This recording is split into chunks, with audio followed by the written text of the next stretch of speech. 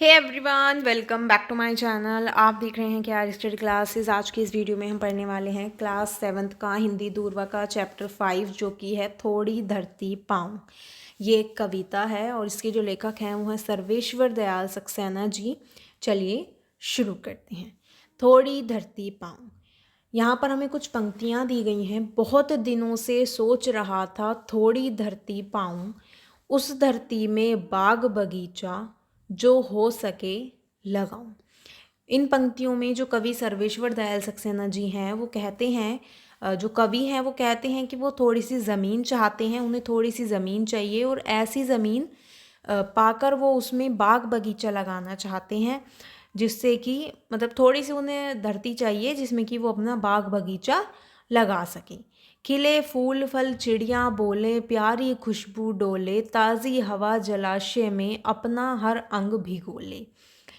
उसके बाद वो कहते हैं कि ऐसी धरती मुझे चाहिए जिसमें बगीचे में मैं फूल लगा सकूं, ठीक है, फल लगा सकूं और जो फूलों की खुशबू है वो दूर तक जाए, चिड़ियाँ वहाँ पर बोले पेड़ों पर बैठ के, ताज़ी हवा चले और जिसमें कि जो पक्षी हैं वो नहाने के लिए जब डुबकी लगाएं, यानी कि ऐसा जलाशय भी चाहिए उन्हें, तालाब चाहिए जिसमें कि पक्षी नहाएं, डुबकी लगाएं और अपना एक एक अंग उसमें भिगो लें। लेकिन 1 इंच धरती भी कहीं नहीं मिल पाई, एक पेड़ भी नहीं कहे जो मुझको अपना भाई। उसके बाद जो कवि हैं वो कहते हैं कि ऐसी धरती मुझे खोजने से भी नहीं मिली है, 1 इंच भी धरती मुझे अभी तक नहीं मिल पाई है जिसमें कि एक भी पेड़ भी नहीं मिल पाया है जो कि मुझे अपना कह सके या मैं जिसको अपना भाई कह सकूं। ऐसी मुझे कोई धरती अभी तक नहीं मिली है। हो सकता है पास तुम्हारे अपनी कुछ धरती हो, फूल फलों से लदे बगीचे और अपनी धरती हो।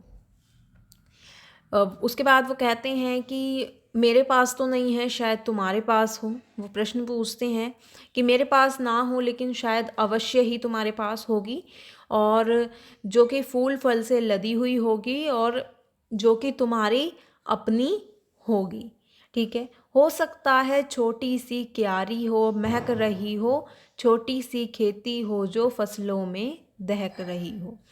उसके बाद वो कहते हैं कि आपके पास जो भी धरती होगी उसमें क्यारियों में फूल लगाए होंगे, ठीक है। बहुत बड़ी बेशक धरती ना हो, छोटी सी क्यारी ही हो लेकिन वो महक रही हो, फूलों की खुशबुओं से महक रही हो, छोटी सी खेती उसमें हो जिसमें कि फसलें हों और वो फसलों से दहक रही हो, यानी कि उसमें जो फल फूल हैं या जो फसल है वो उगी हुई हो सकता है कहीं शांत चौपाए घूम रहे हों, हो सकता है कहीं सहन में पक्षी झूम रहे हों।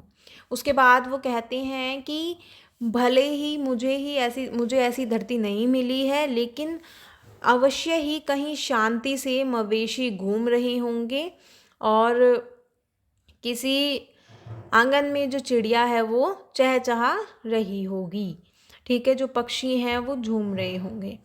वो विनती है यही, कभी मत उस दुनिया को खोना, पेड़ों को मत कटने देना, मत चिड़ियों को रोना। उसके बाद वो कहते हैं कि पशु पक्षियों के जो स्वतंत्र विचरण के लिए परिचियों को हमें कभी भी समाप्त नहीं करना चाहिए और इसके लिए हमें पेड़ों को नहीं काटना चाहिए। पेड़ के काटने से जो चिड़िया है वो रोती है और जो इंसान है, जो मनुष्य है, वो भी दुखी होता है। एक एक पत्ती पर हम सब के सपने सोते हैं, शाखें कटने पर वे बोले शिशुओं सा रोते हैं। इन पंक्तियों में जो कवि हैं वो कहते हैं कि हम मनुष्य को जो सपने हैं वो इन वृक्षों की पत्तियों पर आराम करते हैं, वृक्षों की डालें काटने पर ये छोटे बच्चों की तरह रोते हैं। पेड़ों के संग बढ़ना सीखो, पेड़ों के संग खिलना, पेड़ों के संग संग इतराना, पेड़ों के संग हिलना। इन पंक्तियों में कवि कहते हैं कि हम मनुष्यों को पेड़ों के साथ जीवन जीने की आदत डाल लेनी चाहिए और उनके साथ जीवन यापन करने से जो जीवन है वो बड़ा ही सुखमय हो जाएगा। हमें उनके साथ बढ़ना चाहिए, हम उनसे बढ़ना सीख सकते हैं, उनके साथ बढ़ना सीख सकते हैं, उनके साथ हमें खिलना चाहिए, उनके साथ साथ हमें इतराना चाहिए और उनके साथ साथ हमें हिलना चाहिए, यानी कि उनके साथ हमें रहना चाहिए और हमें उनके साथ रहने की, अपना जीवन जीने की आदत डालनी चाहिए। बच्चे और पेड़ दुनिया को हरा भरा रखते हैं, नहीं समझते जो दुष्कर्मों का वे फल चखते हैं।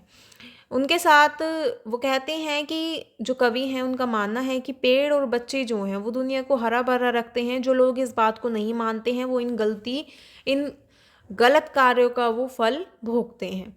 आज सभ्यता वहशी बन पेड़ों को काट रही है, जहर फेफड़ों में भरकर हम सबको बांट रही है।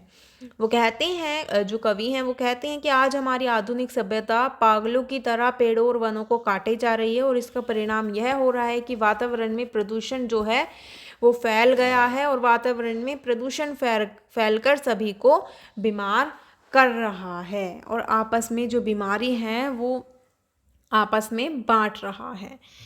यहाँ पर ये कुछ ऐसी कविता थी। अगर आपको अच्छी लगी हो, समझ आई हो, तो वीडियो को लाइक कमेंट शेयर ज़रूर कीजिएगा। साथ ही चैनल को सब्सक्राइब कीजिएगा और बेल आइकन ज़रूर प्रेस कीजिएगा।